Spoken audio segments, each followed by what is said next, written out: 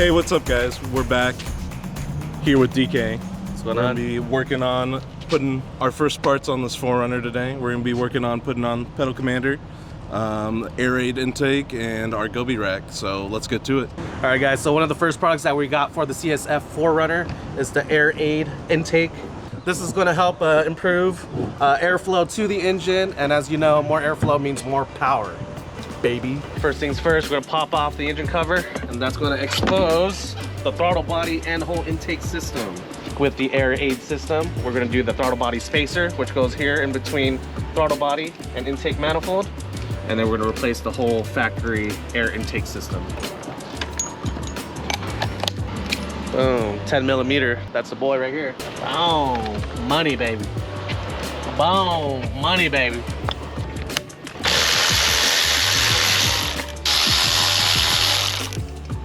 The use of power tools makes everything so much easier.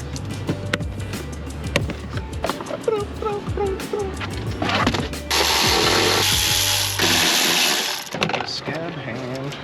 So we're getting ready to install our Airaid intake. Just a quick note, this is completely plug and play, no modifications needed on the vehicle whatsoever. Also has an increase of airflow, so it's going to help with that terrible throttle response that we get. It gains about 15 horsepower.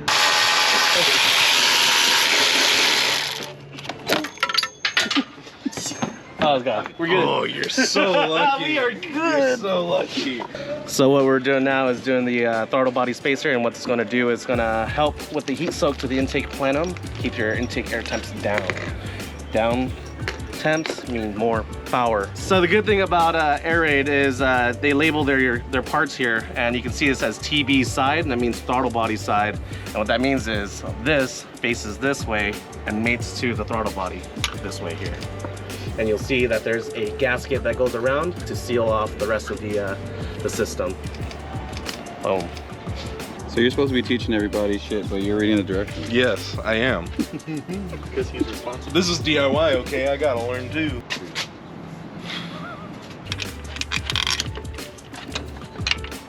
So what we're doing is we're actually just snugging it down first, and then we'll use our hand tools to finish off the torquing.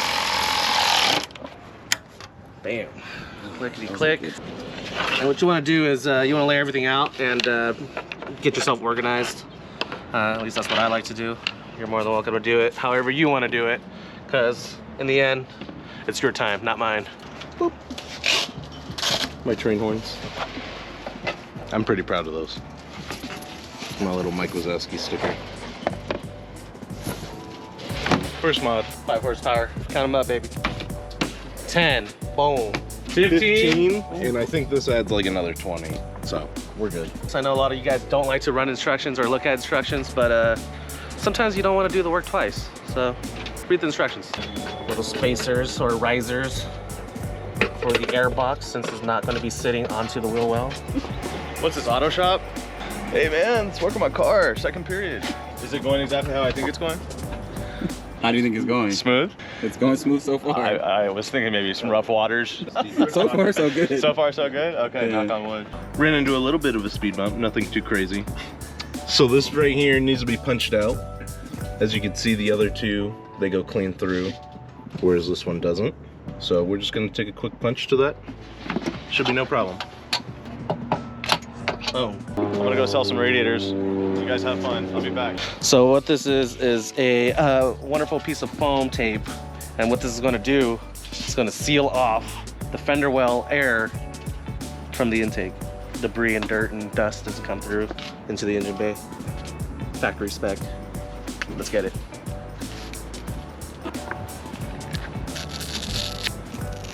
There it is. Ta-da. The ram air inside the box. So how that's going to go is actually I'm going to sit this way here. So go ahead and line that up. Let me give you the hardware. 1, 2, 3.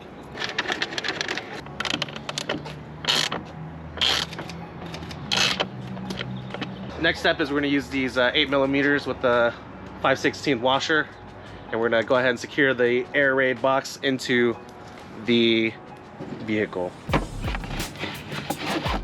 Oh, that's a tight fit.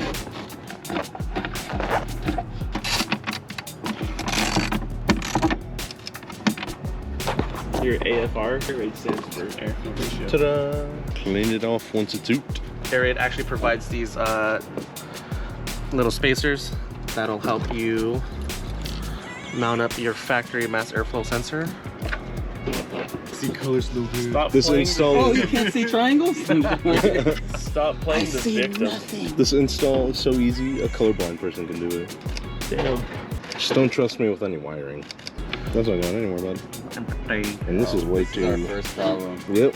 So on each of these, it's a little bit of plastic hangovers. Go ahead and just take a razor blade and cut off all the excess. Just so you can insert it properly. My favorite step of them all, step 9. Apply Airaid decal onto intake tube. That's where the most power comes from. Yeah, boy. You didn't see the red light? What are we talking about? It says recording in session. Oh. Just to give you guys an... Yo, get out of here! Just giving you guys a comparison. This is the Airaid intake compared to stock. As you can see, the stock has this massive intake muffler, which we don't like. This is gonna go ahead and delete it. This is the next step. We'll go ahead and put this in. You're forgetting step 9, bro. Oh, dang, Step I 9. forgot. Oh, we just laid it on, but sticker goes this way. I would do It's gonna that. go like that. Just moved. These are the intake couplers. This one specifically goes from the throttle body to the actual intake system, and this is the one from the intake system to the air box.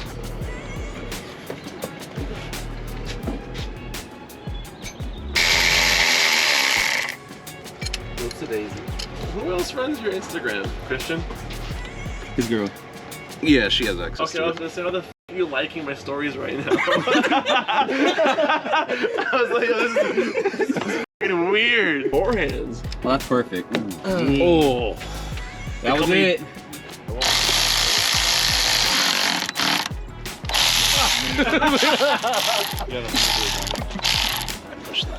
Power tools the world.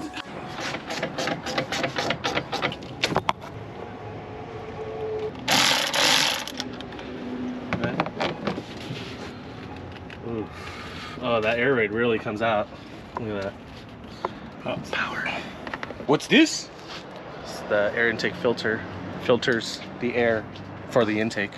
it's the final piece. Actually, it's not the final piece. Final most important piece. Yeah, the final most important piece. Which is? The air filter. Which does? Filters the air. This is actually a dry air filter, so usually people, when they get aftermarket ones, it's oil, but you can't have oil on this, otherwise all the dirt's gonna clog it, and then there's gonna be no air. So now we are going to put this giant gasket on the back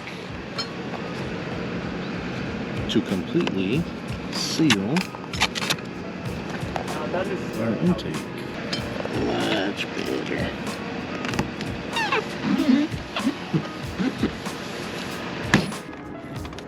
I think it goes both ways. What? Look at all Put those a bunch of fingerprints. fingerprints. All right. Let's see if we get some check engine lights, huh? That means DK did something You wrong. don't even need to adjust your seat to push a start button. I gotta reach the brakes. Oh, everything's good. We're golden. On set. All right, next we're gonna be installing the pedal commander. What this does, if you're a 5th gen 4Runner owner, you know that this is awful when it comes to throttle response. This guy right here is gonna fix it. Stay cool. You unplug your throttle plug, plug this in, then plug it into that, and you're set. Should take about 15 minutes. Well, that was easier. Wow, yeah. There's one, there's two. So now all we do is attach that. And good to go.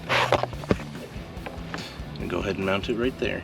So they provide a nice little double-sided Velcro and a little alcohol swab to clean off where you're going to be putting it.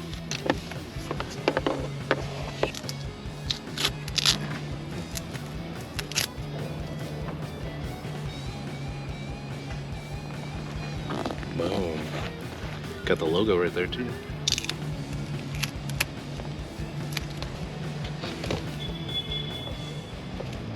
That would have been bad. Boom. There you go. Install complete. Just that easy. All right, next we're gonna be replacing the stock roof rack with a full-length roof rack, so should be easy. One day, turn that shit off. That's right.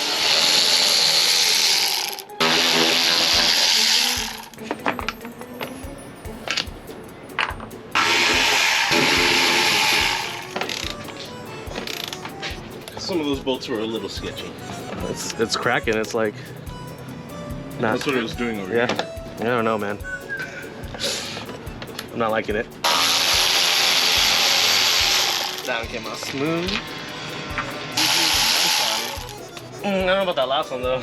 Nope, it's stripped. It's stripped. Now it's stripped. No, it was bad. That's it. Time to call Toyota. Take out the intake. So roof rack has been paused, and now what are you putting on here? So just to keep things going, I'm gonna put on the ladder.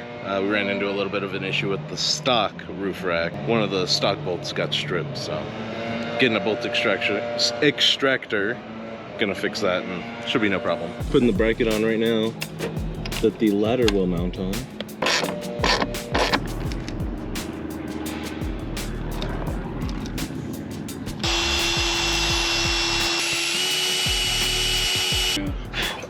We are drilling out the bolt that has stripped.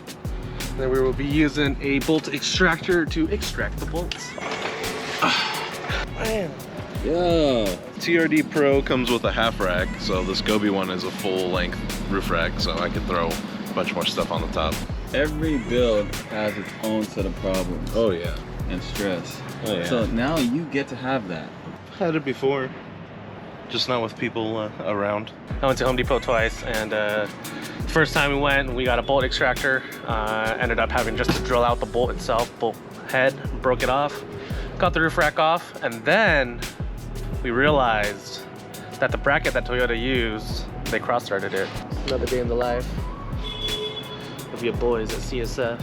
Wow, we're good. Oh God! Here, actually, here, I'll hold the back. You go on the side right here. Overhead press. Okay, good. This is positioned. Look at that. Whoa, Green. dude. Is that an aftermarket roof rack? Yeah. Baller, bro. Yeah. Unnamed design basis. Baller. Is this your car? Yeah. Wow. 5 feet. 5 feet. 5 feet. Way to go. Yeah. Amazon Basics roof rack. It's a Sick no-beat. ass roof rack. Sick ass. Sick ass roof rack. Hey everyone, we just finished putting everything on. Just to recap, we put on the Airaid intake today, as well as our pedal commander and our Gobi Roof Rack. Next week, we'll be putting on our exhaust, as well as our front bumper and our bottom skid plates. So stay tuned next week for that episode, and we'll catch you guys later.